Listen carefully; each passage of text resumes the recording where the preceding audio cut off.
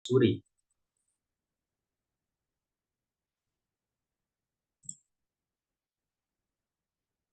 Kembali berbagai penafsiran ayat-ayat Al-Quran yang pernah diberikan oleh ulama atau untuk mendapatkan penafsiran baru yang cocok dengan perkembangan zaman. Tidak keluar dari yang dimaksudkan Allah di dalam ayat-ayat Al-Quran. Kemudian, adapun metodologi berasal dari bahasa Inggris. Metodologi, yakni dengan memberikan imbuhan logi di ujung kosakata metode. Pemberian imbuhan semacam itu di ujung kata benda menunjuk kepada konotasi ilmu. Dalam bahasa Indonesia, kosakata itu ditulis menjadi metodologi. Dengan demikian, kosakata tersebut bermakna ilmu tentang metode. Kemudian pengertian penelitian.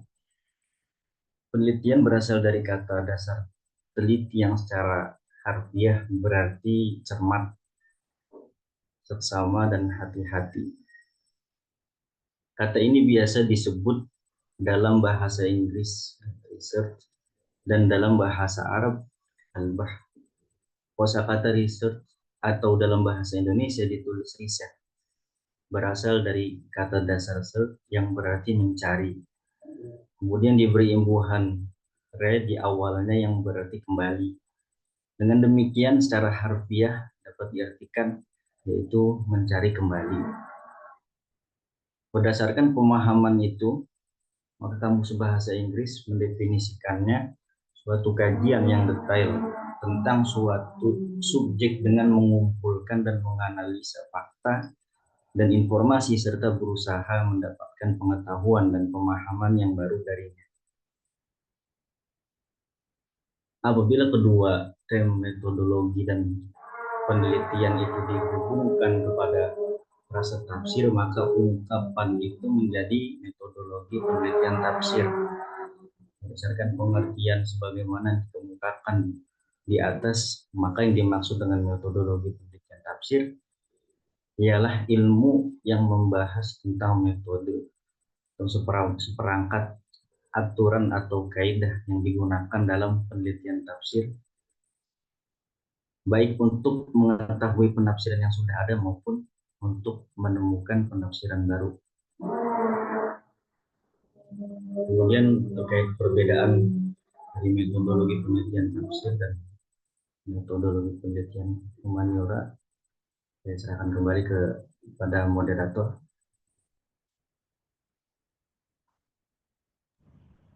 Baik,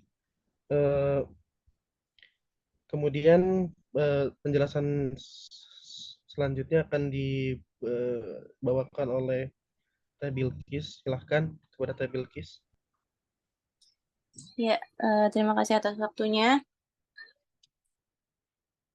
Penjelasan selanjutnya yakni mengenai perbedaan metodologi penelitian tafsir dari metodologi penelitian humaniora. Apabila diamati dengan seksama kedua jenis penelitian ini, maka akan ditemukan sejumlah perbedaan yang cukup mendasar meskipun keduanya sama-sama masuk kategori ilmu-ilmu humaniora. Perbedaan tersebut paling tidak terlihat dalam aspek ruang lingkup kajian, subjek, dan objek penelitian. Istilah ilmu humaniora termaktub di dalam KBBI yaitu ilmu-ilmu pengetahuan yang dianggap bertujuan membuat manusia lebih manusiawi dalam pengertian membuat manusia lebih berbudaya seperti teologi, filsafat, ilmu hukum, ilmu sejarah, filologi, dan lain sebagainya. Berdasarkan pengertian tersebut, meskipun tidak disebut secara detail tafsir Al-Quran, namun bidang studi ini tidak diragukan lagi masuk kategori ilmu humaniora, karena penafsiran kitab suci tersebut mempunyai tujuan yang sama dengan ilmu-ilmu humaniora, sebagaimana dijelaskan di atas, yaitu sama-sama menginginkan kehidupan umat manusia menjadi lebih manusiawi. Jadi ilmu tafsir Al-Quran jelas salah satu di antara ilmu-ilmu humaniora itu. Atau dengan kata lain, ilmu tafsir ialah bagian yang tidak terpisahkan dari ilmu-ilmu humaniora.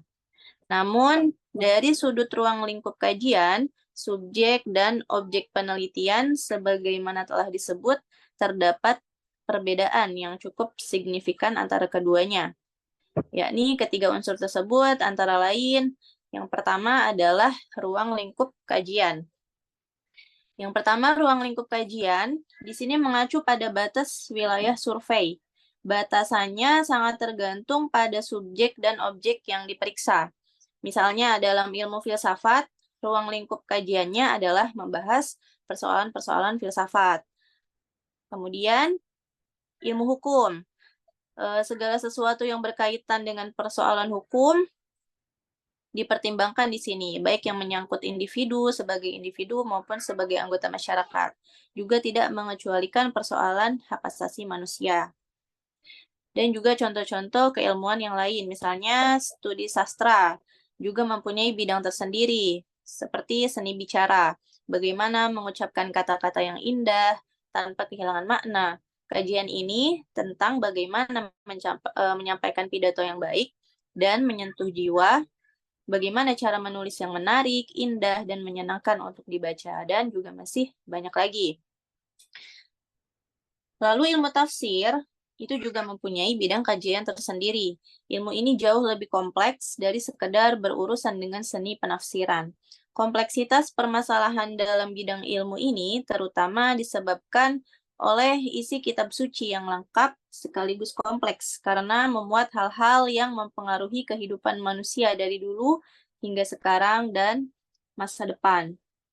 Oleh karena itu, apa yang dikandungnya dimaksudkan tidak hanya sebagai pembimbing dalam hidup ini, tetapi juga untuk terus mencapai kehidupan bahagia dan kekal setelah kematian. Nah, mengingat kondisi yang demikian, maka sangat logis bila ruang lingkup metodologi penelitian tafsir juga berbeda secara substantif dari penelitian ilmu humaniora lainnya. Meskipun dari sudut istilah-istilah yang digunakan ada kesamaannya, namun muatannya sangat berbeda sebagaimana akan dibahas lebih lanjut. Kemudian yang kedua, itu ada subjek penelitian. Subjek penelitian. Telah dimaklumi bahwa tafsir Al-Quran ialah penjelasan terhadap ayat-ayat yang termaktub di dalam mushaf Al-Quran, mulai dari surah Al-Fatihah sampai dengan surah An-Nas. Artinya, baik ayat-ayat Al-Quran maupun tafsirannya merupakan subjek bagi penelitian tafsir, yakni unsur pokok yang menjadi titik dasar pada suatu penelitian. Dalam arti, jika hal itu tidak ada, maka penelitian tidak dapat dilakukan.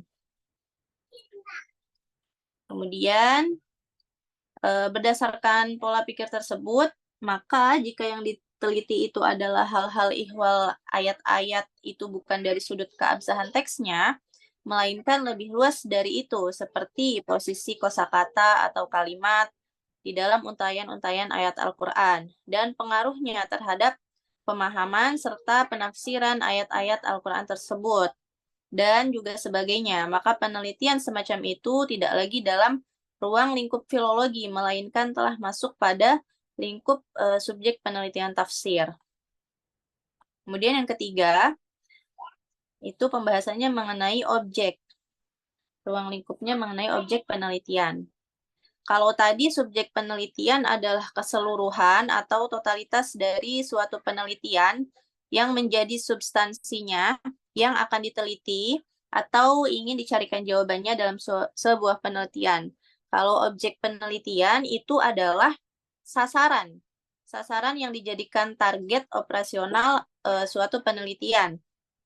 Jadi, kalau objek penelitian itu ruang lingkupnya jauh lebih sempit dibandingkan dengan subjek penelitian. Hal itu dikarenakan objek penelitian hanya menyangkut target yang akan dicapai dalam penelitian, dan target itu berada di dalam subjek penelitian yang dimaksud.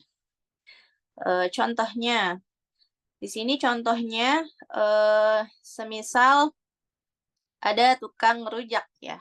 Ada tukang rujak, dia itu apa namanya, kalau tukang rujak itu kan jualan misalnya, buah-buahan ya, buah-buahan tapi yang belum terlalu matang, contohnya mangga. Ketika seorang tukang rujak ini, ke tukang buah-buahan gitu, lalu dia melihat mangga misalnya, maka karena dia itu subjeknya berjualan rujak, maka objek yang diambil adalah mangga yang masih mengkal ya, yang belum matang gitu. Dan mangga yang matang itu tidak dia ambil karena tidak termasuk ke dalam objek jualan dia gitu. Karena dia seorang tukang rujak, maka yang diambil hanya mangga mengkalnya saja, tidak seluruh mangga gitu. Nah, apabila ilustrasi subjek dan objek penelitian sebagaimana yang digambarkan itu diterapkan dalam penelitian tafsir, maka semua ayat-ayat Al-Quran yang termaktub di dalam mushaf, demikian pula semua tafsiran yang menjelaskan ayat-ayat tersebut merupakan subjek bagi penelitian tafsir. Sementara objeknya tergantung pada tujuan dari suatu penelitian tersebut. Jika tujuan dari penelitian itu ingin mengetahui keterkaitan antara berbagai redaksi yang bermiripan dari ayat-ayat Al-Quran, misalnya, maka objek atau sasaran penelitiannya hanya akan ditujukan pada ayat-ayat yang mempunyai kemiripan redaksi. Sedangkan yang tidak mirip itu diabaikan saja. Begitu pula jika yang menjadi objek penelitian itu adalah penafsiran ulama tentang ayat-ayat sholat misalnya, maka tafsiran mereka tentang ayat-ayat yang membicarakan zakat, puasa, haji, dan yang lain sebagainya itu tidak perlu diambil karena objeknya hanya ayat-ayat tentang sholat seperti itu. Baik, untuk kesimpulannya mungkin akan disimpulkan oleh Ustadz Haikal. Silakan Ustadz Haikal.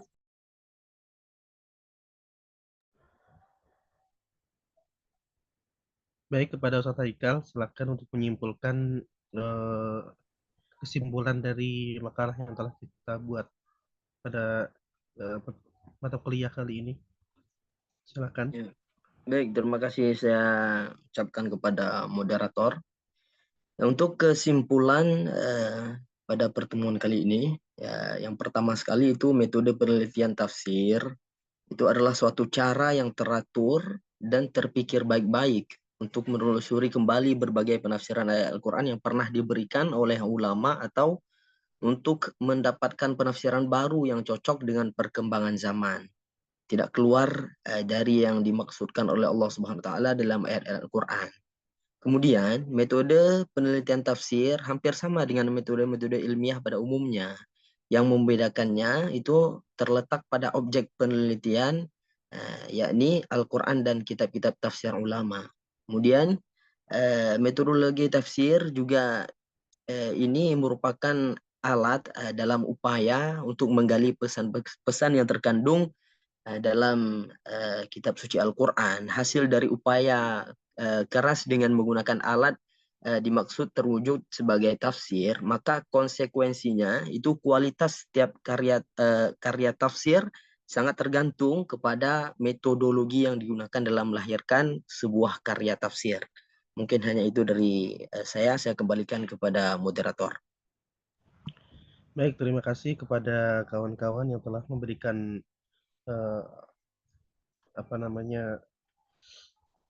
penjelasannya mengenai metodologi penelitian tafsir pada sore hari ini. Kepada teman-teman yang mempunyai pertanyaan atau ingin bertanya, kami persilahkan.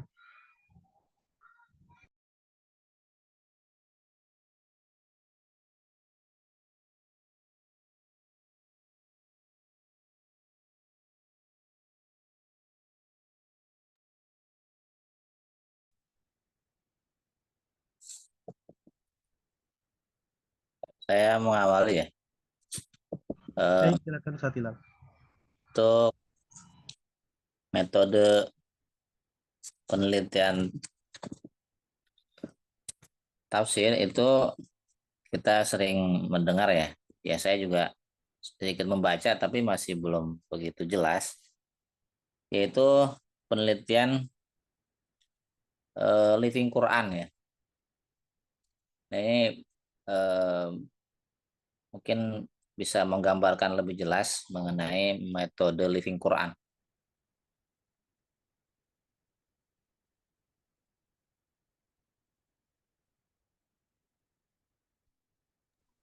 Baik, kepada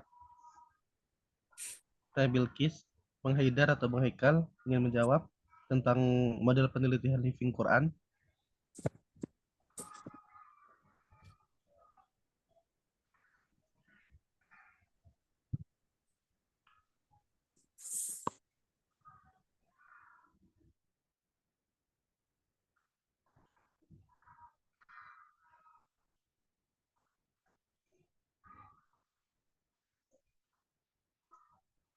Atau saya akan sedikit menjelaskan mengenai Living Quran.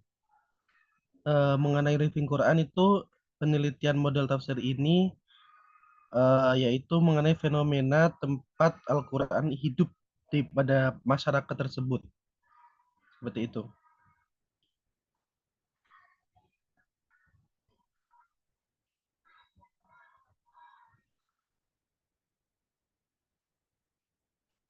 Fenomena atau isi sebuah kejadian yang bersinggungan dengan Al-Quran yang terjadi di tengah-tengah masyarakat. Nah, itu bisa dijadikan sebagai penelitian yang berbasis Living Quran. Seperti itu.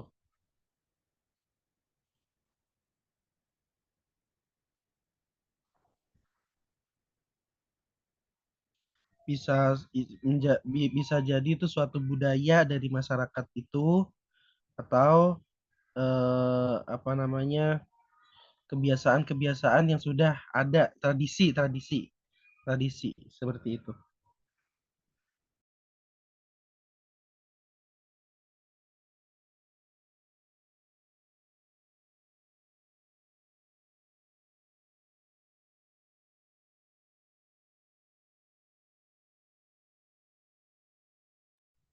Apakah sudah cukup jelas Pak Hilal mengenai Living Quran? Bentar. Misalkan saya mengajar di pesantren gitu ya. Eh, bisa tidak memberikan memberikan judul ya, judul tesis saya misalkan mengenai Living Quran yang ada di pesantren. Gimana Ustadz Aziz? Gimana caranya gimana?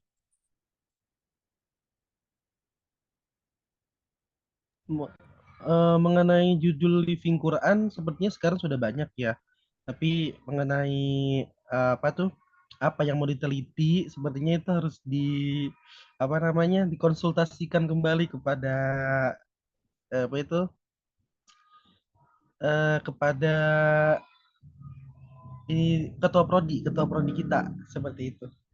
Atau coba tanya nanti kepada Ustadz, kepada Dokter Zakaria, mungkin beliau akan mungkin penjelasan mengenai Living Quran yang ininya secara detailnya. Misalnya saya lihat kemarin di sebuah tesis gitu ya. Gini, tradisi murja'ah Al-Quran, studi Living Quran, metode Solati Ilamamati pada ma'had ini gitu. Nah, itu Ulangi Pak Aziz, judulnya tradisi Murojaah Al-Quran, studi living, metode Solati Ilamamati pada ma'had ini gitu. Nah, itu sudah menjadi sebuah tesis dan sepertinya itu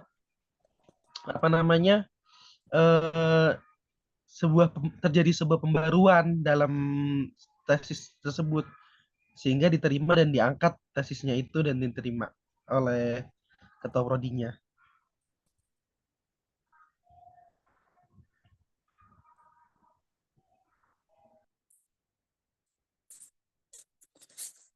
jadi dia ini terapan gitu ya. Betul, sepertinya seperti itu, kayak penerapan suatu ini model yang terbaru dari sebuah budaya atau tadi itu yang ada di tengah-tengah masyarakat atau di minimalnya di pesantren lah yang berbasis Al-Quran. Oke, baik ya. Terima kasih. Baik.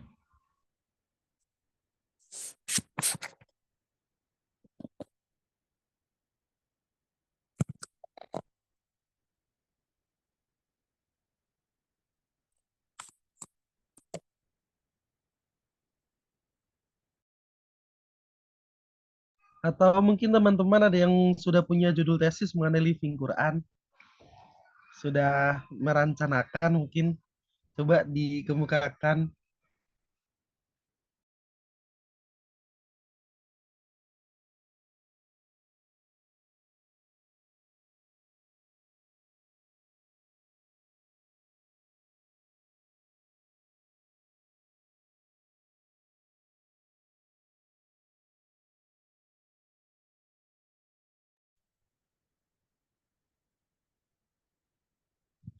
Dan saya juga ingin menanyakan, Living Quran itu kan kayak tadi, misalnya judul yang tadi saya bacakan itu, menggunakan metode. Apakah yang itu tuh berseberangan atau tidak ya?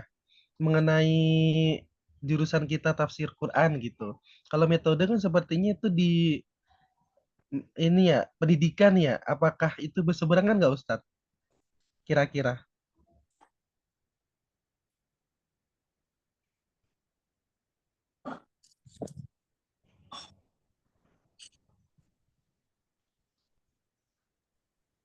Takutnya malah lebih ke tarbiyah ya kalau Living Quran. Nah, itu.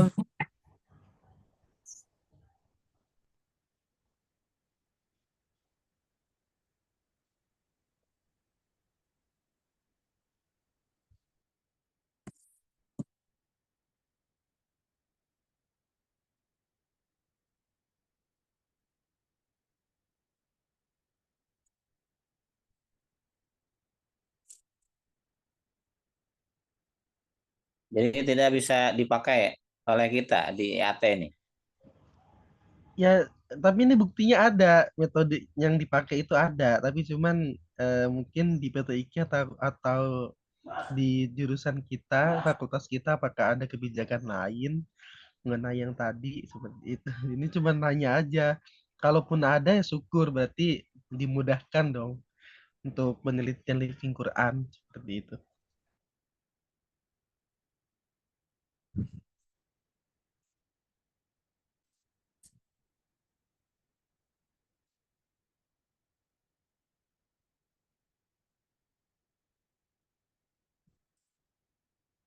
Itu Selasius dapat dari mana itu judulnya?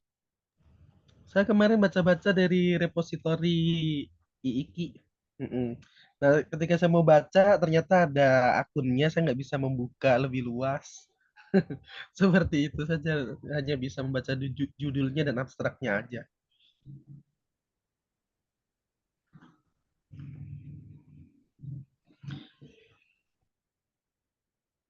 Saya juga udah sempet nanya-nanya sama alumni IIKI di kelas kita. Ada yang punya akun repositori nggak gitu? Dari IIKI ternyata kayaknya belum ada yang punya. Kak Atifah punya, Kak Atifah? Nggak punya saat tapi bisa ngechat sih. Oh bisa. Kalau emang benar-benar butuh bisa ngechat admin. Oh gitu. Boleh nanti mungkin dibantu supaya saya bisa baca untuk judul yang tadi. Ya boleh, Ustaz. Baik.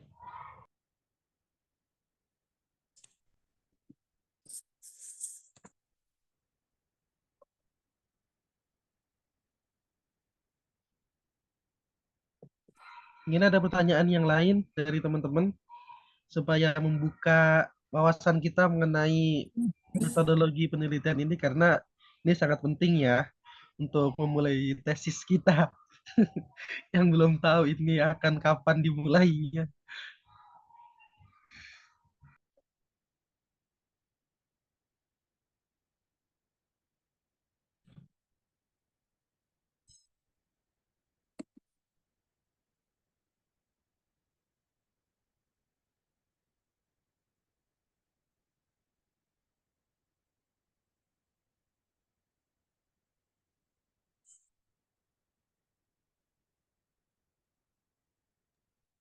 Oh, ternyata di makalah ke-5 atau ke-6 gitu. Ada pembahasannya nanti Ustadz Hilal.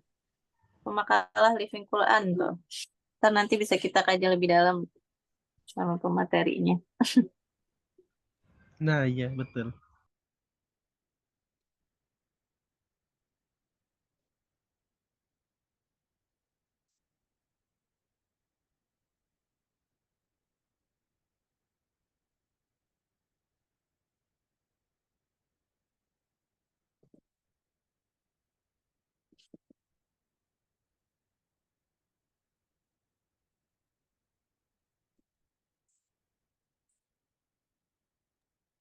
Kalau istilah singkatnya terkait dengan living Quran itu ini aja apa namanya sesuatu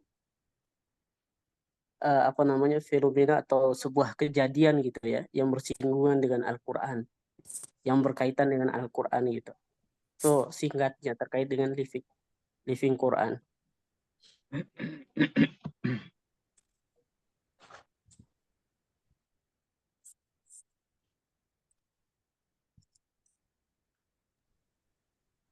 Iya, kalau di sini Living Quran juga bisa diartikan sebagai kajian tentang berbagai peristiwa sosial terkait dengan kehadiran Al-Quran atau keberadaan Al-Quran di sebuah komunitas Muslim tertentu.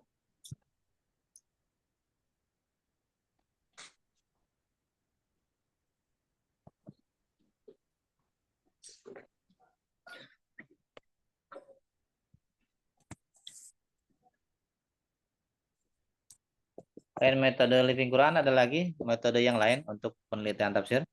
Ada tadi itu yang sudah dijelaskan filologi menggunakan naskah kuno dan apa itu tematik penelitian dengan tafsiran ayat tertentu, terus kemudian dikupas secara mendalam tuntas dengan dari aspek yang terkait dari penelitian tersebut, terus kemudian penelitian ke tokoh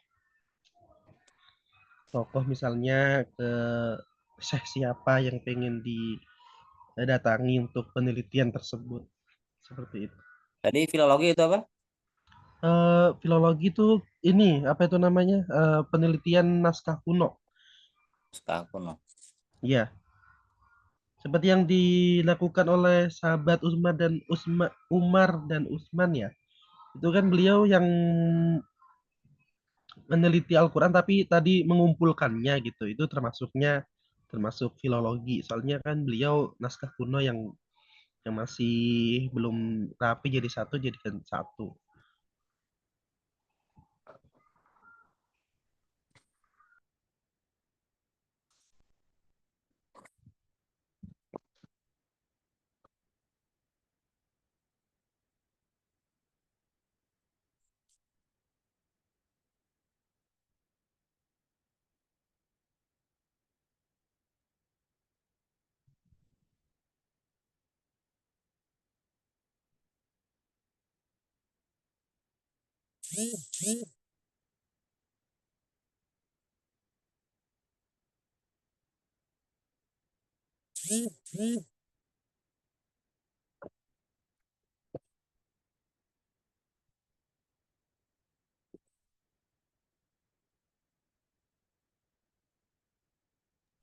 Gimana teman-teman, masih ada pertanyaan?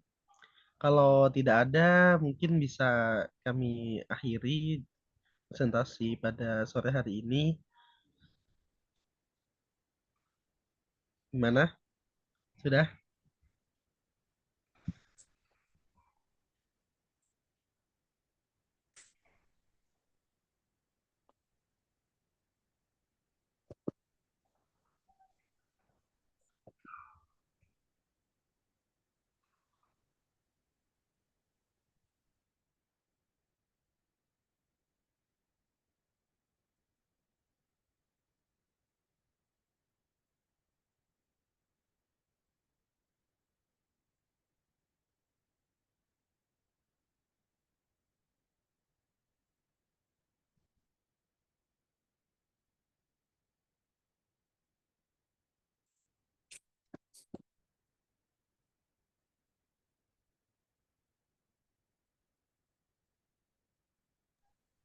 Baik, jika sudah tidak ada pertanyaan, saya akhiri presentasi kita pada sore hari ini mengenai metodologi eh, penelitian tafsir. Semoga kita dimudahkan dalam meneliti nanti untuk judul sampai akhir tesis kita semua. Kami akhiri dari saya. Billahi taufiq wal hidayah. Assalamualaikum warahmatullahi wabarakatuh. Waalaikumsalam warahmatullahi wabarakatuh. Selesai nih. Baik Pak Dokter.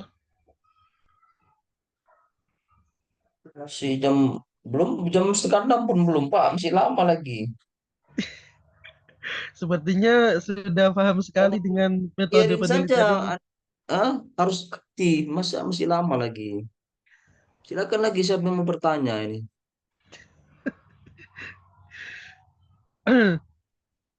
Masih banyak waktu.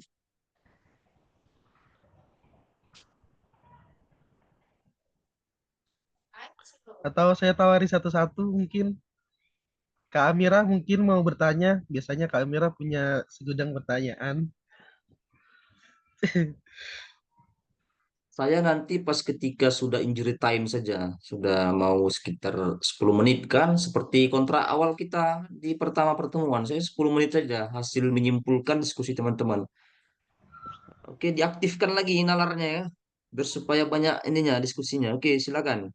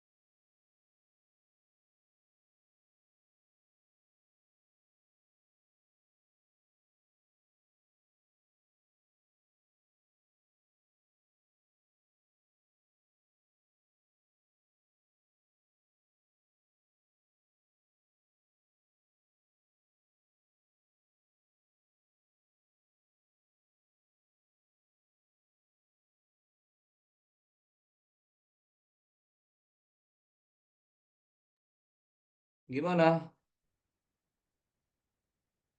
Ini makalahnya hasil tulis sendiri apa copy paste? Makalah. Cari di itu, Ustaz, apa namanya? Berbagai artikel-artikel atau jurnal. Saya lihat itu kalau halamannya kok tiba-tiba langsung 40 berapa itu? 40 dimulai itu bukan di halaman satu, langsung halaman 32. Kenapa begitu? Coba mengedit mungkin. Oh, itu yang dari template-nya belum diganti, Pak. Dari template jurnal PTIQ-nya. Eh, saya ingatkan kalau bisa apapun yang mau makalah nanti sampai tesis itu jangan sampai plagiat ya. Kemarin ada pencopotan gelar dari kita PTQ. Mau dia kasih Kemenak, saya nggak sebut namanya ya, kasih Kemenak dia mohon-mohon eh, yang apa kajurnya Pak Sunhaji. Sunhaji berarti di MPI ya, berarti pendidikan, pendidikan bukan tafsir ya. Karena kacau ya, plagiatnya itu total ya, total. Total ya kalau misalnya tadi nulis, misalnya dikutip di sini sebutkan referensinya, kemudian dicari lagi jurnal lain, selain dicomot di sini tampilkan nggak masalah. Tapi kalau sudah total sampai puluhan halaman, ya itu bahaya. Ya, akhirnya ya bingung juga, itu harus diganti gimana? Apanya itu harus diganti apanya tesisnya. Kalau nggak gelarnya dicopot. Nah, ini tinggal mesti diproses ini. Bagaimana apakah masih bisa dipertahankan gelarnya? Tapi sudah ketahuan. Sekarang kan ada apa tuh aplikasi. Nanti kan teman-teman ini kalau buat apa tesis paling puncak nanti tesis itu nanti diserahkan ke admin ya. Nanti dicek sama Pak Andi ya, Mas Andi, Turnitin itu kan. Kelihatan itu berapa tingkat copy paste-nya kelihatan tuh. Nanti misalnya dia ambil dari sini, langsung terbaca di Turnitin itu. Dia ngambil dari artikel ini. Ya kalau misalnya satu halaman ya nggak masalah. Tapi kalau sampai ya, puluhan itu yang berbahaya ya. Jangan sampai plagiat lah. Sia-sia nanti kan. Ya kecuali kalau misalnya kuliahnya tambah wawasan saja, kemudian ijazahnya tidak ada pengaruh ke jabatan fungsional di tempat instansinya ya nggak masalah. Saya rasa begitu karena dia yang penting nggak butuh ijazah kan. Karena banyak juga anak PTIK itu ijazahnya nggak diambil ada ratusan juga kan. Ada ratusan sebut numpuk ijazah kan berbagai latar belakang yang kuliah ini. Ada yang memang ya hanya kuliah saja. Ada yang memang butuh ijazah gitu kan. Saya ingatkan jangan sampai plagiat. Oke silakan dilanjut ya dilanjut. Untuk plagiasi yang diperbolehkan berapa, Dokter? Berapa Ya persen? semakin kalau misalnya 80% Pak, misalnya dia copy paste-nya 20% ya masih bisa dimaafkan ya. Jadi semakin tinggi dia apanya? Kalau misalnya apa Turnitin itu semakin kecil dia, itu semakin bagus dia persenannya, tingkat persennya. Nanti kan keluar persenannya. Nanti diserahkannya ke Mas Andi. Banyak sekarang aplikasinya, Pak. Ada Turnitin, ada yang checker plagiarism itu. Kalau plagiarism itu semakin besar dia angka persennya, nah itu makin boleh gitu. Kalau Turnitin kebalikannya, makin kecil angka persenannya, nah itu boleh gitu. Jadi Turnitin itu lebih kecil persenannya, nah itu diterima. Tapi kalau misalnya yang aplikasi lain semakin besar persenannya, berapa persenannya itu yang diterima. Nah, kalau PTQ menggunakan Turnitin. Turnitin itu ada di bagian admin ya. Berarti biasanya itu tesis ya. Tesis itu teman-teman sebelum ngambil apa namanya masuk ke Munakosa itu diserahkan kan ke ini kan ke Pak Andi ini. Nanti dicek gitu berapa persen dia. Kalau kecil persenannya ya 20% ya diterima gitu kan sebagai Turnitin. Yang Nah, paling kalau akurat tuh memang Turnitin. ya Pak Ya, Dokter, gimana nah Pak? kalau kalau apa tuh namanya? Kalau kita mengutip itu berarti kita harus mengubah bahasanya atau gimana sih? Nggak mesti, masa Al-Quran dikutip diubah Al-Quran kan nggak mungkin. Anda misalnya ngutip Bukan, Al-Baqarah sekian kan nggak mungkin Al-Qurannya diubah kan? Ya tetap terjemahannya begitu juga gitu. bukan misalnya kalimatnya kalimat yang telah dibuat oleh sebelumnya misalnya. Bukan Al-Quran atau Oh, hadisnya. boleh diubah, tapi mencantumkan referensinya. Tapi ya kalau nggak diubah nggak masalah. Yang bahaya itu kan sampai puluhan, Pak. Kalau misalnya satu halaman kemudian dia cantumkan referensinya, itu nggak masalah. Berarti kan jujur dia kan. Berarti itu memang adalah tulisan orang lain dicantumkan gitu. Yang parah itu kan misalnya satu halaman tuh kan, kemudian dia tidak cantumkan referensinya. Nah, itu kan berarti berbohong dia. Jadi seolah-olah itu milik dia gitu. Nah, jadi kalau di Turnitin itu kan kalau misalnya pemikiran kita, analisis kita, kemudian kita ketik sampai satu halaman, nah itu kan pasti berbeda itu dari penelitian atau tulisan orang lain, pasti nggak terdetek itu. Tapi kalau misalnya kita copy paste satu baris saja, itu langsung kuning dia. Nah, baru langsung ditujukannya, ini dia ngambil dari sini gitu. Nah, gitu, Pak. Ya kalau misalnya satu baris, dua baris, satu paragraf, ya nggak masalah kan. Apalagi dia cantumkan literasinya, referensinya, gitu, Pak. Kira-kira gitu, Pak ya. Baik.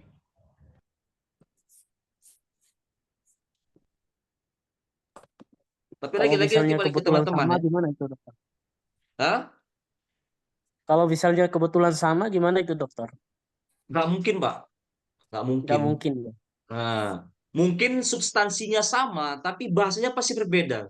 Misalnya kita membilangkan suatu gambaran ruangan yang sama misalnya. Kita mau menggambarkan apel misalnya, Pak, buah-buahan. Nah, bagaimana kita mendefinisikan apel itu beda-beda Mas Ura. Tapi intinya satu buah saja apel itu. Pasti beda-beda. Kan begitu. Nggak mungkin sama itu. Karena kan pemikiran ini berbeda-beda ya. Misalnya mendefinisikan satu apa misalnya piring. Beda-beda itu, Pak. Beda-beda itu. Bagaimana cara mendefinisi beda-beda. Pemikiran orang tuh beda-beda bahasanya. Ketika kita definisikan tentang piring. Tapi yang kita bahas tentang piring misalnya.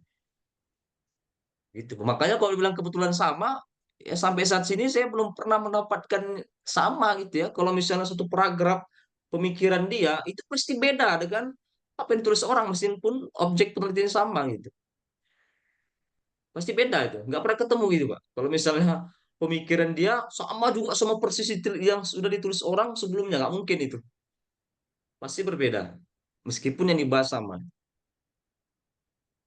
Nah, cuma yang kemarin yang misalnya yang kena itu ya, meskipun dia ada pejabat di Kemenak, saya nggak tahu yang di plagiat itu mengizinkan apa namanya memaafkan dia. Itu kan masuk undang-undang kita kan, sudah apa namanya hak hak kekayaan intelektual itu sudah masuk undang-undang.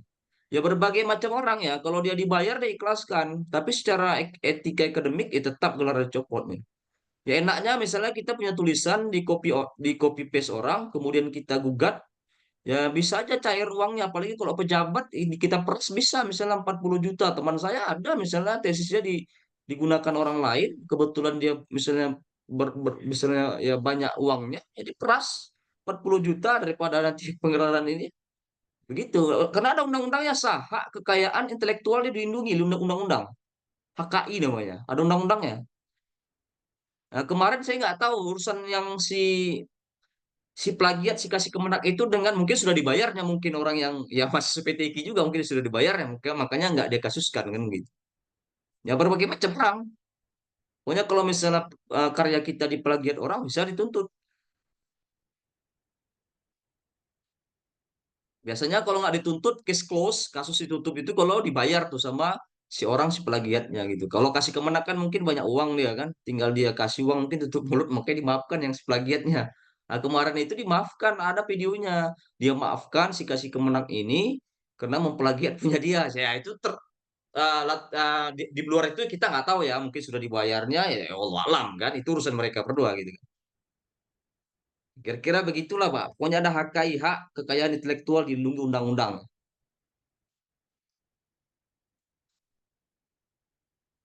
Oke, dilanjut, dilanjut, dilanjut kalau ke situ tadi. Makanya saya Ya, hati-hati plagiat ini hati-hati ya. iya baik. Dokter, maaf untuk mengenai library research, itu apakah penelitian itu full di mengenai tadi tuh nyari-nyari di buku full atau gimana ya? Untuk apa tuh Kita namanya? bahasnya ke sini aja dulu Pak, ke makalah ini. Nanti kemana-mana nanti bahasanya. Kita nih fokus ini aja dulu. Perbedaan antara penelitian humaniora sama penelitian metodologi penelitian tafsir. Ini aja kita bahas ini.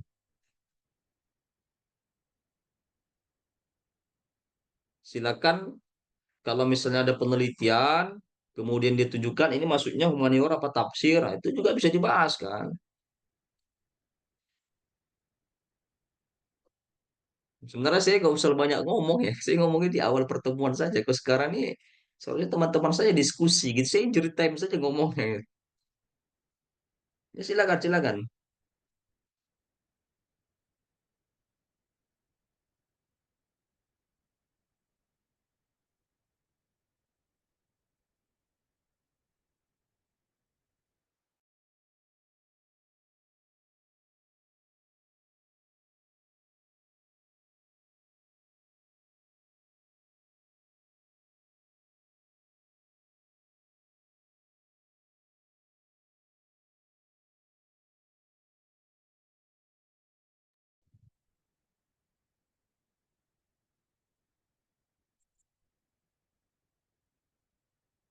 Untuk makalah ya. Jujur saya belum pernah membuat skripsi karena emang dulu S1-nya tidak ada skripsi, namanya bahas, dan bahas dalam bahasa Arab itu dia lebih sederhana ya. Foto terbahas itu tidak seperti aturan dalam skripsi. Sebetulnya saya masih cukup bingung ya membedakan antara skripsi, tesis dengan apa satu lagi doktor itu dengan Disertasi. disertasi ya. Itu bedanya kira-kira di mananya ya? Kalau skripsi berupa definisi-definisi, kita membahas suatu objek misalnya. Ya, objek itu lebih kepada ya copy paste satu paragraf definisi-definisi, tidak sampai ke penalaran kritis. Naik tingkatnya, makanya skripsi itu ya pokoknya dia membahas satu objek, ya kemudian objek ini dia bahas di teori-teori yang sudah membahas ini lebih kepada definisi-definisinya. Bahas tentang semangka, oh semangka ini begini-begini ya. Analisisnya tidak diperlukan secara tajam. Tapi kalau ada skripsi penuh dengan analisis-analisis, itu dikatakan skripsi rasa tesis, itu bagus itu. Tapi pada umumnya rata-rata SOP standar skripsi itu ya definisi-definisi saja. Objek penelitian tentang misalnya buah-buahan, ya buah-buahan ini adalah bla bla bla bla. Tapi kalau tesis itu sudah mengarah kepada analisis yang tajam ya. Lebih kepada banyak yang namanya analisis kita. Banyak pemikiran-pemikiran kita, kemudian pemikiran-pemikiran kita itu dikuatkan dengan teori-teori yang sudah pernah dibahas atau konsep-konsep yang sudah dibahas. Kalau disertasi, kita sudah menemukan satu konsep. Itu levelnya disertasi. Kita sudah menemukan satu konsep atau bahasa apanya novelty. Nah, itu novelty apa? Novelty artinya itu. Novelty itu artinya ada yang baru kita hasilkan, kita temukan. Ada yang baru misalnya. Nah, itu novelty. Itu aja bedanya, Pak. Simpel sederhananya. Kalau sistematika penulisannya mirip ya. Sama. Jadi tesis itu nanti membedakannya nanti mana? Dengan banyak analisis kita, kemudian analisis kita dikuatkan dengan teori-teori sebelumnya, konsep-konsep sebelumnya, makanya footnote nanti banyak. Beda dengan skripsi. Skripsi paling satu halaman. Footnote-nya sedikit, karena dia berdasarkan definisi-definisi saja kan. Definisi, definisi, definisi. Kalau misalnya tesis itu kan pemikiran-pemikiran kita yang tajam, kemudian ditakitkan dengan footnote-footnote yang bisa menguatkan pemikiran kita. Jadi itu penelitian-penelitian yang sebelumnya, yang relevan lah. Itu aja bedanya, Pak. Beda ada apa namanya melatih apa ya daya kritis kita tuh lebih lebih tajam lah. Itulah istilahnya magister ini kan begitu kan, melatih daya kritis kita lebih tajam. Nah, kalau doktor tingkatnya itu ya melatih pemikiran kita bisa menghasilkan konsep baru gitu. Itu aja bedanya. Simple kan? Jadi kalau disertasi tidak ada menghasilkan suatu hal yang baru, nah, itu juga saya nggak tahu juga itu apakah bisa dilayakkan disertasi apa tidak. Ya paling tidak mungkin bisa menguatkan konsep-konsep yang terdahulu, ya bolehlah misalnya disertasi ya. Walaupun kesulitan, karena paling sulit memang menemukan suatu konsep yang baru itu kan sulit itu, sulit. Makanya kalau sudah sampai level doktor tuh luar biasa. Paling tidak ya paling bisa dimaafkan dia bisa menguatkan konsep sebelumnya lah dengan konteks yang berbeda. Makanya saya ketika kuliah itu selalu saya mengambil penelitian nggak mau yang library research. Pasti saya lapangan. Karena kalau kita membahas satu objek tasawuf tapi beda tempat, pasti beda hasil misalnya. Misalnya tasawuf ada di Sumatera Utara, beda dengan tasawuf yang ada di Pulau Jawa, beda dia. Meskipun pembahasan tentang sama-sama tasawuf. Maka saya kalau meneliti itu saya hindari yang namanya liberal research. Skripsi saya dari dulu misalnya saya tentang pemulung ya, pemahaman keagamaan seorang pemulung. Itu skripsi. Masuk tingkat saya S2, saya teliti tentang narkoba nafsa, narkoba, narkotika, psikotropika, zat adiktif. Itu di pesantren Cianjur, Bina Akhlak. Kemudian S3 saya tentang tasawuf, tarekat. Tarekat yang ada di Bandar Tinggi Simalungun, yang cabangnya banyak di seluruh Indonesia ada. Kalau di sini di DKI Jakarta di Gunung Salak salah satu cabangnya. Jadi konteksnya berbeda meskipun tentang tasawuf misalnya ada di Suralaya pasti beda karena konteksnya berbeda, pasti menemukan orang yang berbeda. karakternya juga berbeda, meskipun sama-sama ada mursyid di situ, beda. Beda misalnya tarekat Naksabandia yang ada di Suralaya, beda Naksabandia yang ada di Gunung Salak Loji. Beda, ya orangnya beda kan, beda. Nah, jadi gitu caranya. Kalau saya dulu gitu cara apa namanya mensiasatinya begitu. Jadi itu kira-kira perbedaan skripsi, tesis, dan disertasi, Pak. Makanya disertasi saya ya bisa menemukan yang baru bagi tarekat ini, tarekat Naksabandia Kholidiyah Jalaliyah. Itu punya saya kan, TNKJ. Tarekat Naksabandia Kholidiyah Jalaliyah. Jadi kalau ada jargon orang membahas diskusi tentang TNKJ, Tarekat Naksabandia Kholidiyah Jalaliyah, ya pasti diundang saya gitu. Karena memang ahlinya di Tarekat Naksabandia Kholidiyah Jalaliyah, Bandar Tinggi Simalungun gitu. Nah, saya yang bahas tentang itu kan. Ya mungkin kalau Tarekat Naksabandia Suralaya bukan saya yang diundang, mungkin yang lain gitu kan. Jadi lebih kepada spesifik dia kalau dokter. Jadi saya ya bidangnya di Naksabandia Kholidiyah Jalaliyah saja, yang lain-lainnya saya tak tahu saya. Naksabandia kan banyak Naksabandia tuh. Ada Naksabandia Maulawiyah, ada Naksabandia apa yang zikir sir, Naksabandia Qadariyah kan. Ada Naksabandia apalagi banyak lah. Ada ribuan ya tarikat-tarikat Muktabaroh ya. Nah, jadi kita lebih spesifik di Kholidiyah Jalaliyah gitu. Nah gitu kira-kira Pak. Berarti tadi kalau kita sambungkan dengan Living Quran itu kita lebih bisa menemukan hal yang baru itu di Living Quran itu ya dokter ya, daripada kita library research itu ya. Iya, mengakak apa namanya ya mensiasatinya kalau bisa lapangan ya lapangan. Tapi kalau misalnya dia tidak punya kemampuan untuk lapangan ya boleh juga dia berriset.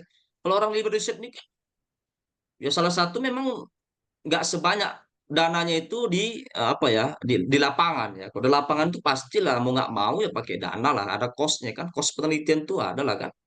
Karena kita wawancara, kita tinggal di situ, kita ngekos, kita makan kan di situ semuanya. Tapi kalau misalnya riset kan, apalagi dengan internet yang masif gini di rumah kan kita bisa kan, kita download jurnal ribuan jurnal kan. Sekarang sudah terbuka untuk umum kan, OJS itu kan, Open Journal System, jutaan jurnal bisa kita download kan. Nggak perlu lagi ke perpus. Dulu kalau mungkin sebelum ada internet, orang-orang dulu kan ke perpus tuh, libre riset.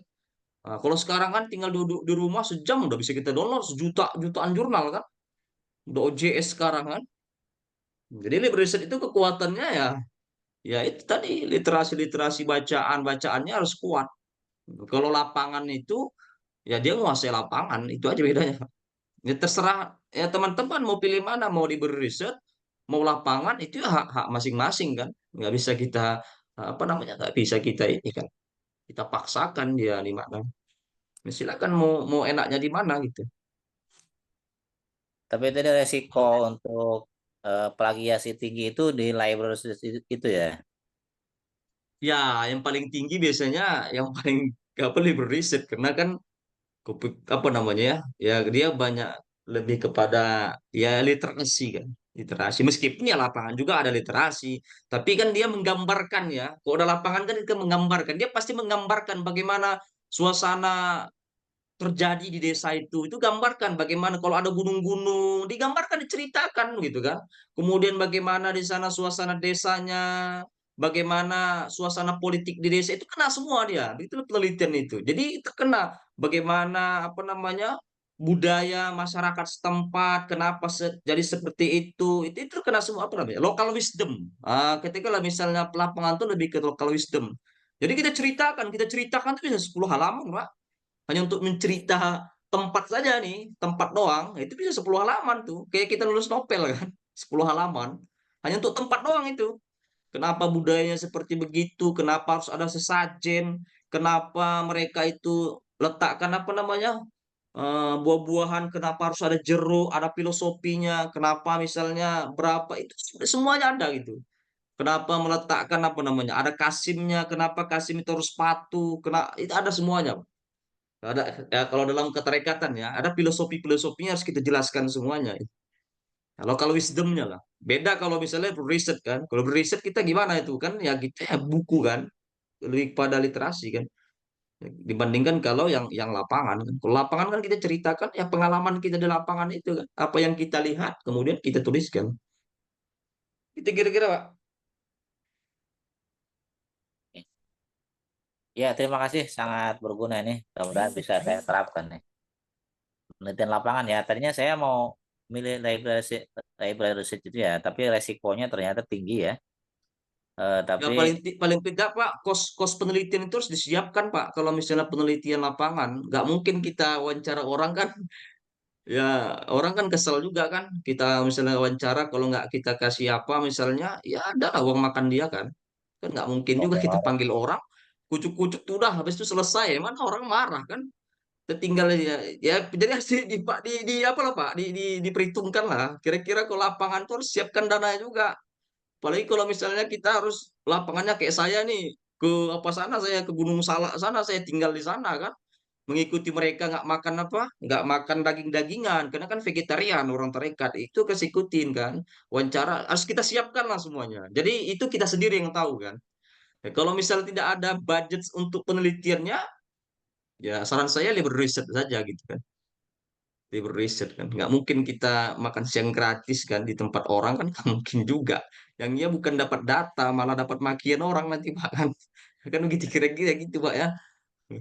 Kecuali baik, mungkin Anda misalnya wawancaranya Ustadz, nggak tahu lah saya, walau alam lah ya. Tapi intinya kalau kita mencariin orang, dia tinggal tempat orang, ya adalah kontribusinya sama mereka. Yang kita kasih. Gitu kira-kira, Pak. oke, terima kasih.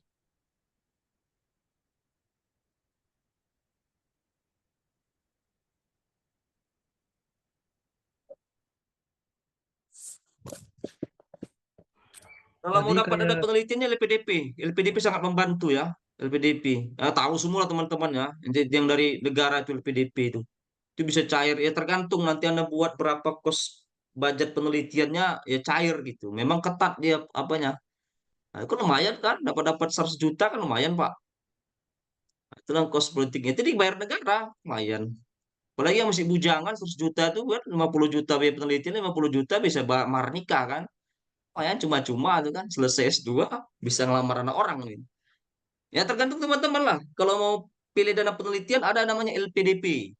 LPDP, Lembaga Pengelolaan Dana Penelitian. Ada nggak yang sih dapat beasiswa LPDP? Ada. Kayaknya yang Sekarang anak LPDP PT, itu khusus di PKU, Pak. Hah? Ya PKU ya. Sekarang anak PKU lagi di Amerika nih, di Hollywood. Nah, coba bayangkan tuh. Di Hollywood ini. Itu dana dari negara coba. Bayangkan berapa ongkos pesawat tuh. Lagi di Amerika nih. Selebatnya PTQ ini. Orang Al-Quran tapi study bondingnya di Amerika. Kalau dulu kan Timur Tengah, sekarang Amerika nih. Sekarang baru nyampe masalah kemarin tuh. Ada berapa orang? Oh, bayangkan nah, kos itu berapa itu pulang pergi pesawat, tinggal di sana hotel kan. Nah, saran saya LPDP kalau mau ke lapangan LPDP ya. Biar supaya kalau bisa ambil penelitiannya yang jauh ke Amerika ya, misalnya kemana lagi ke Turki biar supaya banyak cair gitu juga. Ya itu kan tergantung teman-teman juga kan. Jangan yang sekelas Indonesia, terus ke Indonesia kan biasanya dikit cairnya. Ambil di negara lain gitu. Entah Spanyol, entah di mana gitu. Juga LPDP. Begitu Pak kira-kira.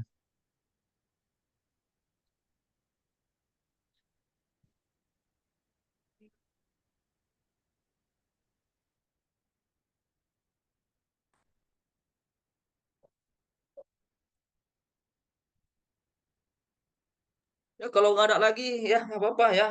Saya sedikit menjelaskan tentang penelitian tafsir dan humaniora ya. Sudah saya rangkumkan ya, satu tafsir, satu humaniora. Eh, Pada umumnya, secara umumnya, kalau penelitian tafsir itu, ketika seorang peneliti berhadapan dengan metodologi penelitian tafsir, dan kita semua lah ya, karena jurusan tafsir ini, eh, kalau dia metodologi tafsirnya, pasti meletakkan posisi Al-Quran, pasti rujuknya Al-Quran. Kita Al-Quran, karena itu yang kita teliti. Merujukan Al-Quran itu lebih kepada sakral ya. Jadi Al-Quran, ini buku ya, bukan Quran. Quran ini lebih kepada sakral dia. Jadi istinya ini peneliti, Quran di atas kepalanya. Ini metode penelitian tafsir. Kalau humaniora, ya sesuai dengan namanya, humaniora. Human itu manusia. Panjang memang sejarahnya kenapa muncul yang namanya gerakan kemanusiaan, yaitu abad 16-17 Aklarung yang ada di barat ya. Ya, humanis. Karena selama ini manusia itu, pendapat-pendapat manusia ketika abad kegelapan itu dikungkung oleh yang namanya bentuk keimanan atau kegelapan bagi Eropa, karena semuanya pergerakan-pergerakan apa ya, uh, ungkapan-ungkapan manusia itu dibatasi oleh yang namanya, kalau di Eropa itu dari Bible ya, dari Paus. Jadi kalau kita terlalu berontak, kemudian pemberontakan kita ini melebihi dari fatwa Paus, itu langsung ditangkap itu, dibakar. Makanya muncullah gerakan humaniora namanya. Gerakan ya manusia itu bebas dalam menafsirkan apa yang dia inginkan. Karena kan manusia ini ya istilahnya terkungkung manusia dengan adanya fatwa-fatwa Paus, para bapak yang ada di gereja, kan begitu itu zaman itu. Islam pada saat itu jaya-jayanya, maka Islam tuh pada saat itu liberal. Itu balik ya. Ketika Eropa mengalami kegelapan, Islam malah liberal. Semua ulama-ulama konservatif ditangkap, dipenjarain. Imam Syafi'i, siapa yang nggak pernah masuk penjara disiksa? Itu matinya gara-gara penyiksaan.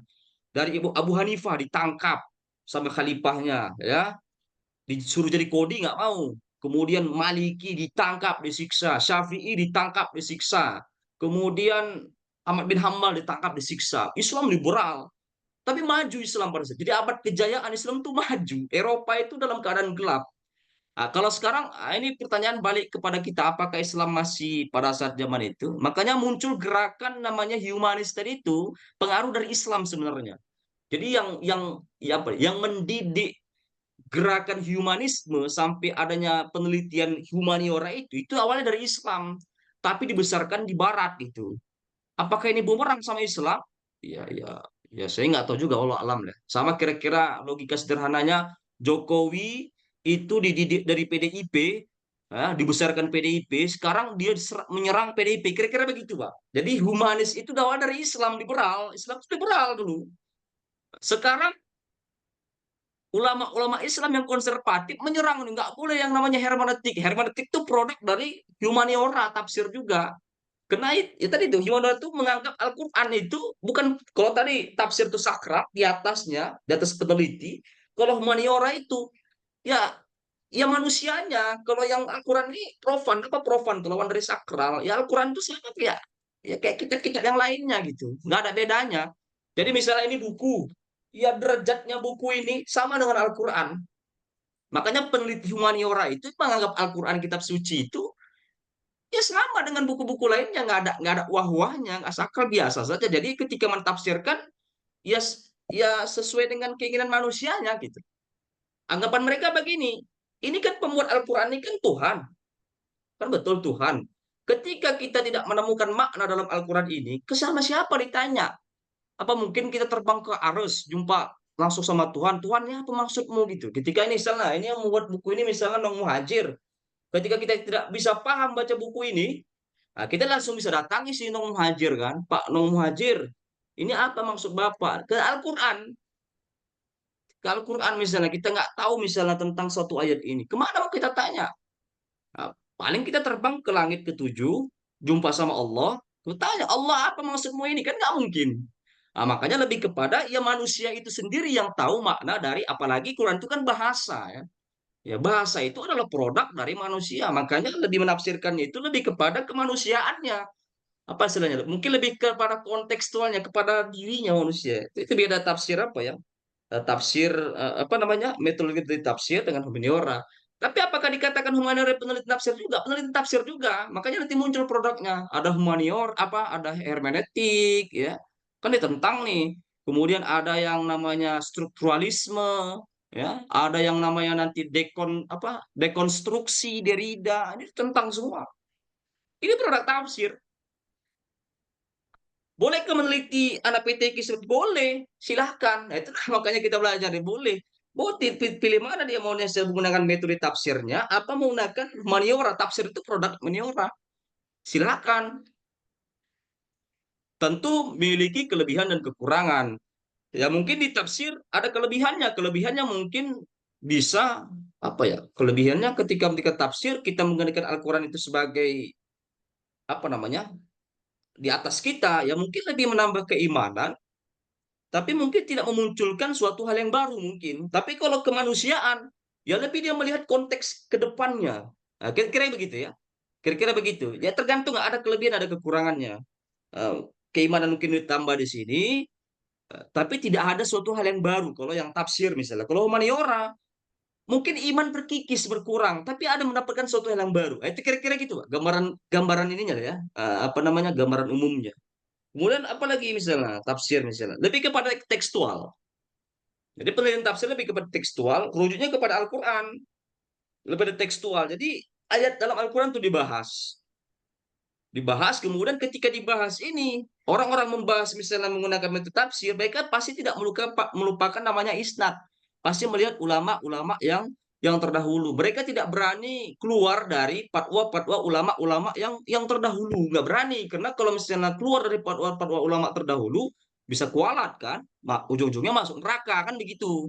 Kualat dia berarti membuat suatu tafsir baru. Itu kalau misalnya metode tafsir, dia membutuhkan namanya tekstual, butuh ada peran isnad di situ, tidak boleh membuat suatu hal yang baru, bisa bid'ah. Nah, kalau humaniora, lagi-lagi karena manusia, apa namanya, pusatnya itu adalah manusia, ya manusia itu sendiri. Jadi bisa menemukan yang baru dia. Dia tidak butuh isnad. Jadi kalau ulama-ulama dulu misalnya pendapat-pendapat sudah lama, dia mendapat sesuatu yang baru. Makanya bagi orang-orang humaniora, tidak ada kata ulama, yang ada ubaru. Kalau sekarang ada ulama kan, nah sekarang ubaru. Beda ulama sama ubaru, karena dia bisa membuat yang baru. Kalau ulama yang lama-lama gitu. Jadi semacam apa ya, ilmu yang sudah diawetkan, tapi tidak ada yang baru-baru lagi.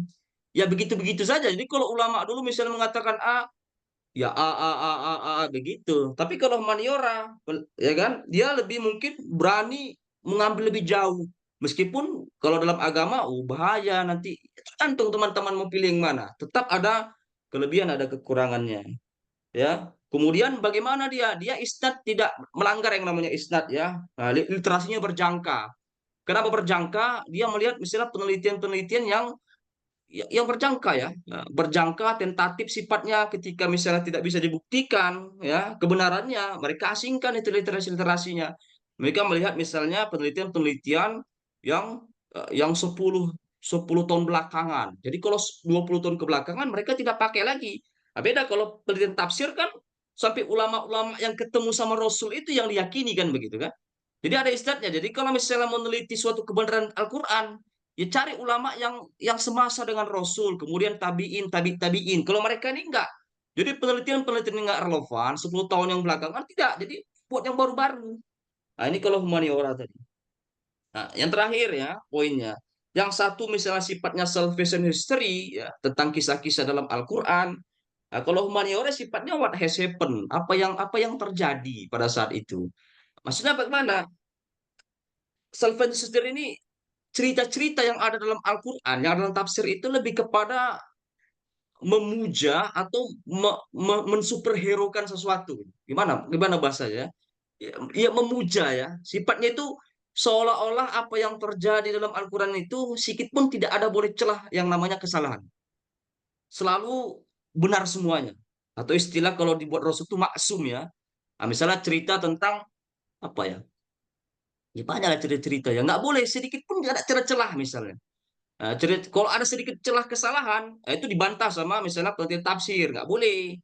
Nggak boleh. Intinya ya baik-baik semua gitu. Itu salvation history. Jadi membuat tokoh yang ada dalam cerita itu ya superhero gitu, nggak bisa ada kesalahan. Sedikit pun kesalahan itu nggak diterima bagi penelitian tafsir secara umum. Beda dengan humaniora, dia itu apa yang terjadi pada saat konteks saat itu. Misal gini ya, saya ambil contoh misalnya cerita tentang Nabi Musa dalam Al-Quran. Itu ada dalam surah Toha, ada dalam surah Hud, ya. Surah Hud itu kan banyak juga cerita Nabi di situ ya. Mulai dari Nabi Hud, kemudian Nabi Soleh, Nabi Ibrahim, termasuk cerita Nabi Musa. Yang paling detail itu dalam surah Toha, Nabi Musa. Nah, kalau dalam metodologi penelitian tafsir, itu diyakini bahwasanya cerita itu memang betul-betul ada, dan sosok Nabi Musa itu adalah superhero yang menolong kaum yang tertindas Bani Israel dari apa namanya, dari tirani. Tirani itu apa ya? Perbudakan. Simbol kekuasaan di situ kan Firaun ya. tiran ya, yang apa namanya kekuasaan mutlak. Bani Israel adalah budak di situ. Datang Nabi Musa membebaskan perbudakan tersebut. Ya, makanya mereka lari, ya kan dalam surah Toha itu Exodus namanya kan ada Laut Merah ya, yang ada pembelahan itu. Nah, itu kalau bagi penelitian humaniora, ini ada coba baca ya, ada arkeolog ya. Mereka ini merujuk apa yang terjadi pada saat itu. Untuk mengetahui apa yang terjadi pada saat itu, pasti yang namanya ada arkeologi, ada bukti-bukti peninggalan sejarah. Makanya dikumpulkan dalam suatu buku namanya ada yang menarik, coba dibaca namanya arkeolog biblical arkeologi. Jadi orang-orang arkeolog ini betul nggak ada terjadi kisah Nabi Musa itu. Kemudian mereka petakan di mana kejadiannya ini. Oh, ternyata kejadian di Mesir. Mesir ke apa namanya ke Palestina ya. Dulu namanya Syam ya, karena di situ ada Laut Merah. Sekarang kan konflik tuh Laut Merah dia. Ada Houthi, Inggris sama sama apa? Inggris sama Amerika lagi diledakkan rudal Houthi ya di konflik Laut Merah. Jadi dipetakan sama orang-orang arkeolog ini ya, di mana kejadian itu. Kemudian setelah dipetakan di mana jalur garis ketika Nabi Musa ini dan rombongannya orang Bani Israel ini lari ke apa namanya ke Palestina, itu dipetakan sama mereka itu. Kemudian setelah sudah dipetakan, sudah dapat jalurnya, jalur mereka pelariannya itu, kemudian jalur tadi itu digali nggak sehari 2 hari, nggak setahun 2 tahun, sampai ratusan tahun digali kan sampai dalam, sedikit pun tidak meninggalkan yang namanya sisa-sisa arkeologi.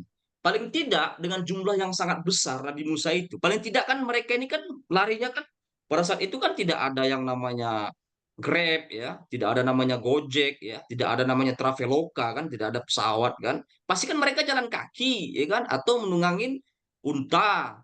Itu kan jarak dari mereka lari ya, dari Ramses, dari Firaun itu ke Palestina itu ya, ke Al-Muqaddas ya, tanah yang dijanjikan itu kan tidak sehari 2 hari, itu berbulan-bulan karena jalan kaki ya. Kalau berbulan-bulan secara manusiawi, pasti mereka tuh berhenti nginap di suatu tempat, kemudian mereka makan, bangun tenda di situ, kemudian ada piringnya, mungkin ada alat-alat masak. Ini nggak ditemukan gitu, sampai galian terdalam gitu tak ditemukan. Tak ditemukan piringnya mana, paling tidak ada sandalnya copot mungkin kan, nggak ada gitu arkeolognya, tidak ditemukan itu dalam arkeologi. Jadi tidak ditemukan itu sampai mereka menyimpulkan ternyata cerita yang ada dalam kitab suci, tidak hanya dalam Al-Quran ya, dalam Bible itu ada, dalam kitab Yahudi juga ada, apalagi Musa nabinya orang-orang Yahudi kan. Selain Nabi Daud di situ, itu disimpulkan ternyata kisah itu tidak ada secara sejarah. Jadi kesimpulannya bahwa itu adalah cerita tentang simbol aja, apa ya, simbol saja, simbol pembebasan perbudakan dari tiran itu aja. Jadi pesannya itu saja. Jadi itu simbol aja, simbol kebaikan bahwasanya perbudakan itu nggak boleh, karena di situ adalah tiba.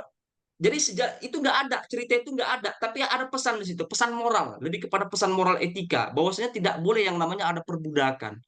Jadi kemudian mereka teliti lagi cerita misalnya Nabi Musa dihanyutkan di apa di apa namanya di sungai itu, mereka digambarkan itu ternyata ada seorang yang ceritanya mirip dengan Nabi Musa, dicari ada mayatnya, kemudian diawetkan, ada namanya Sargon. Coba lihat Sargon 2 itu, Sargon 2 itu ada, memang ada makamnya, ada orangnya. Ternyata cerita Sargon itu mirip dengan Nabi Musa ya. Dia misalnya ditakut ada raja setempat gara-gara lahir anak laki-laki, ibunya takut, kemudian dihanyutkan, kemudian mirip sama cerita Musa. Kemudian dilihat tahunnya itu ternyata itu lebih tua cerita Sargon ini dibandingkan cerita Nabi Musa. Berarti ini cerita ini sudah ada.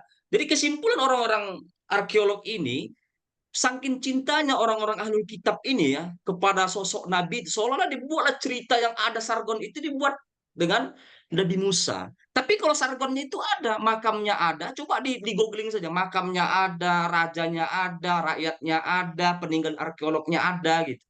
Makanya mereka menyimpulkan cerita itu benar adanya, tapi tidak terjadi dalam diri Musa, tapi terjadi dalam diri Sargon II, ya. Raja Sargon. Itu ada Raja Sargon ya. Raja Sargon.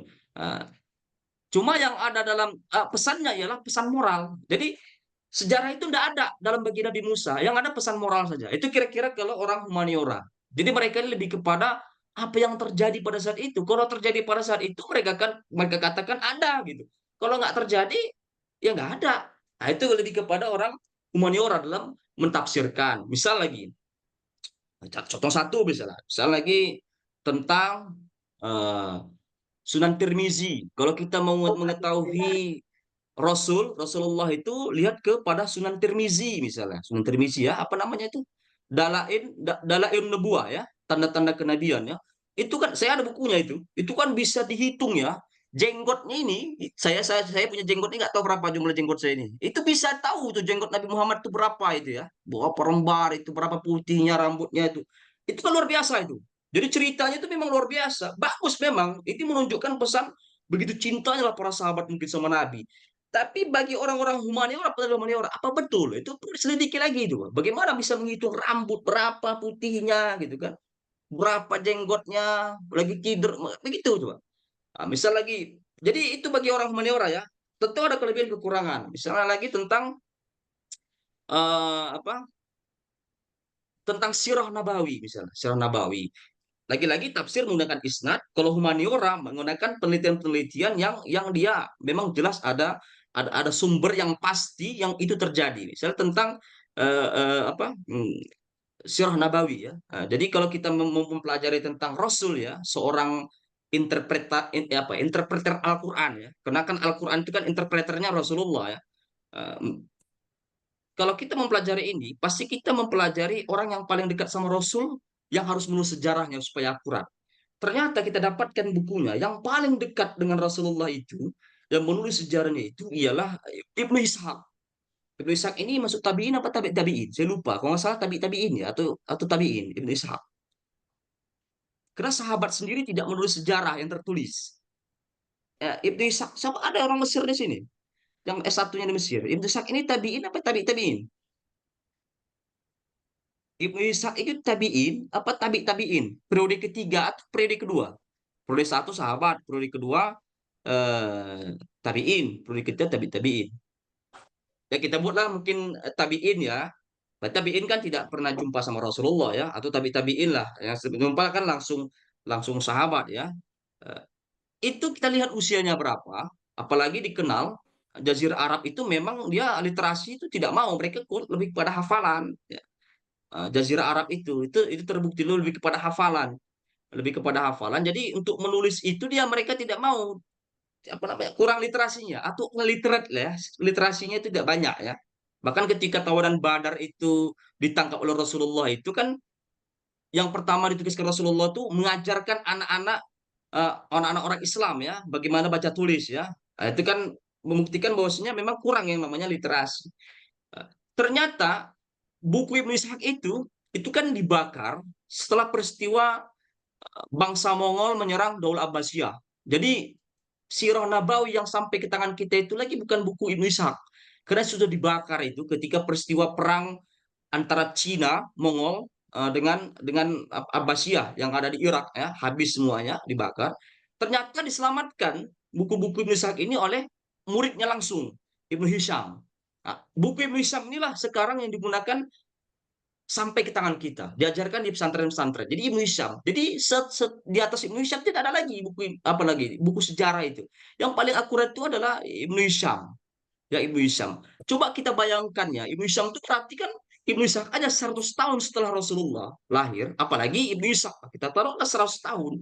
Kebayang nggak orang 100 tahun menulis tentang Rasulullah yang saat itu tidak ada Facebook, tidak ada Instagram, tidak ada apa lagi, tidak ada TikTok, tidak ada YouTube pada saat itu, begitu akuratnya bisa menuliskan tentang detail Rasulullah. Kebayang ya? Di zaman sekarang 2024, almarhumah mertua saya ya, meninggal tahun lalu, usia kita nggak tahu berapa, karena dia kan SRS, tukang rakyat.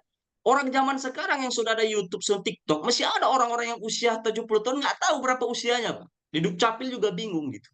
Walau sekarang sudah terdokumentasi. Coba. Bayangkan di zaman itu. Coba. Orang zaman sekarang ya usia 80 tahun. Berarti baby boomers ya. Baby boomers kita katakan ya. Atau sebelum baby boomers generasi apa itu? Itu masih belum tahu, ada yang nggak tahu umurnya berapa.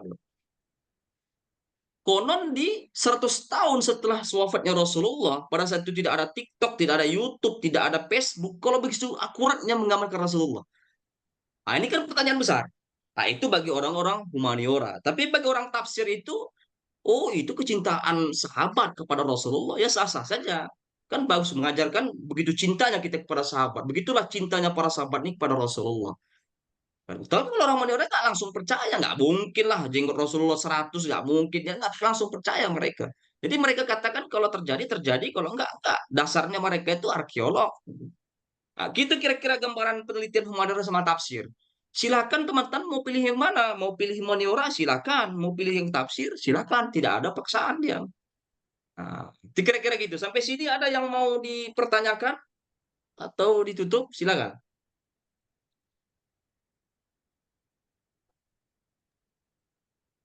Kalau meneliti terkait apa namanya, misalnya di dalam Al-Quran itu kan ada sesuatu yang diharamkan gitu ya.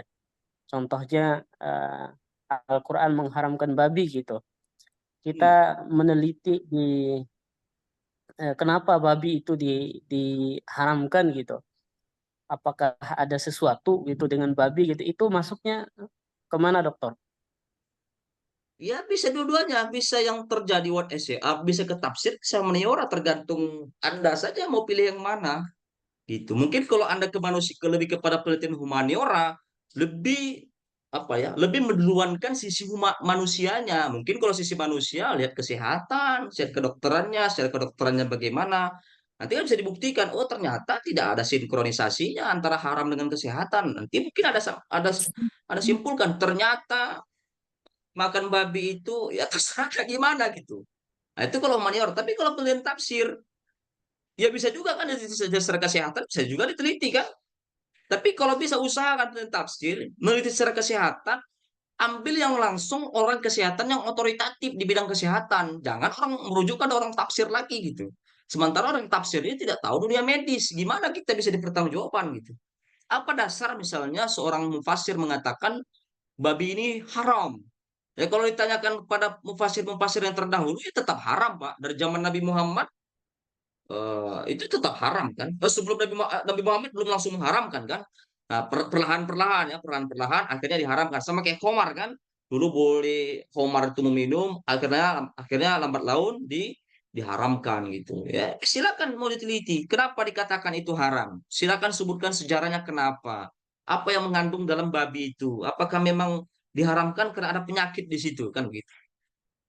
Mungkin dibandingkan misalnya, kalau seandainya ada penyakit atau gara-gara makan babi kena penyakit usia jadi pendek. Kita bandingkan negara-negara pemakan babi yang paling besar, Korea. Panjang-panjang juga usia, Pak. Ada yang 70 tahun di Korea kan.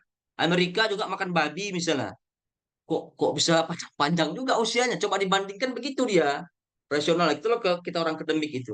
Cari misalnya negara-negara atau nggak usah negara lah, orang-orang yang non-Islam yang memulihkan makan babi usianya panjang misalnya 70 tahun 80 tahun, berarti kan nggak relevan lagi misalnya babi ada penyakit itu begitu sampai gitu telitinya Pak, kira-kira gitu Pak, bisa masuk tafsir bisa masuk humaniora tergantung Anda yang mau enaknya mana gitu,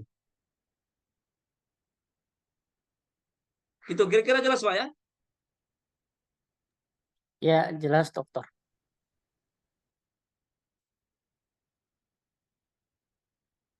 Kalau tidak ada lagi saya absen, ada lagi.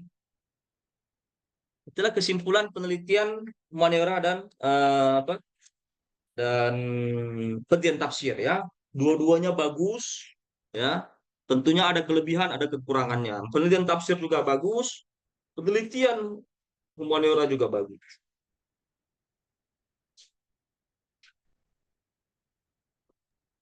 Kalau berbicara tentang metodologi itu kira-kira yang baru itu ada nggak kira-kira ya? Atau bisa Banyak lah terjadi pasti nggak? Pak. Bisa Pak, bisa terjadi yang baru. Tapi mencari novelty itu nggak gampang memang. Sulit. Pasti ada Pak.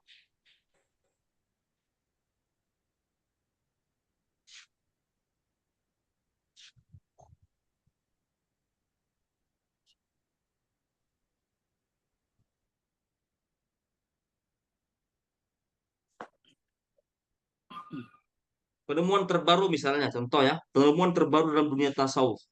Kalau dulu orang tasawuf ketika mursyidnya meninggal, kemudian kuburannya dibagusin, ya, dibagusin, diindahkan. Jadi orang datang ke sana itu motifnya bagi seorang penjaga kuburnya itu sudah mengalami disorientasi. Itu sekarang banyak penemuan-penemuan terbaru itu. Jadi ada post-sufism ya. Post-sufism itu tasawuf modern sekarang itu lebih kepada disorientasinya pada ekonomi. Pak. Kita buat saja ya, misalnya saya kalau saya culas misalnya, mursyid itu kita buat misalnya meninggal dia kita bagusin, kemudian datang orang-orang yang kalau mursyid ini kan banyak pengikutnya, ada istilah uang berkah, itu bisa sampai miliaran Pak, sehari itu. Makanya kasim-kasimnya penjaga kubur ada disertasi menarik ya, namanya pengarangnya Julhak cuma buat ya. Jadi disorientasi orang-orang torekotan, kaya-kaya Pak, yang penjaga makam ini. Bayangkan saja misalnya jamaahnya yang kaya menaruh 100.000 satu orang Pak. Bayangkan kalau misalnya haul, haul itu nggak salah haul Gus Dur Pak, itu banyak aja itu oknum umumnya itu coba bayangkan. Haul Gus Dur misalnya, pernah ikut haul Gus Dur nggak? Itu sehari saya rasa bisa itu terkumpul 1 juta itu Pak. 1 juta.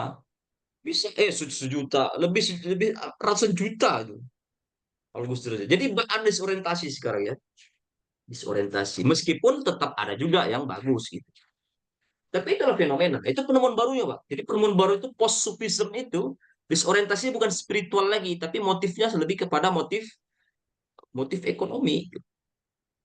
Apalagi UMKM pun dengan adanya fenomena tarekat ini bisa terbantukan di Gubah Al-Haddad, makam Mbah Tanjung Priok, itu kalau misalnya setiap malam Jumat, itu orang-orang yang UMKM, Mbak, itu banyak sekali untungnya. Ada juga manfaatnya gitu.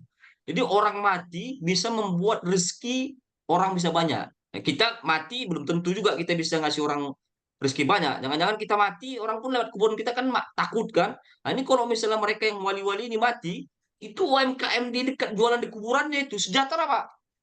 Sejahtera itu ya. Jualan apa aja habis itu. Nah, itu temuan baru itu, Pak. Namanya post-sufism. Jadi motifnya luar biasa.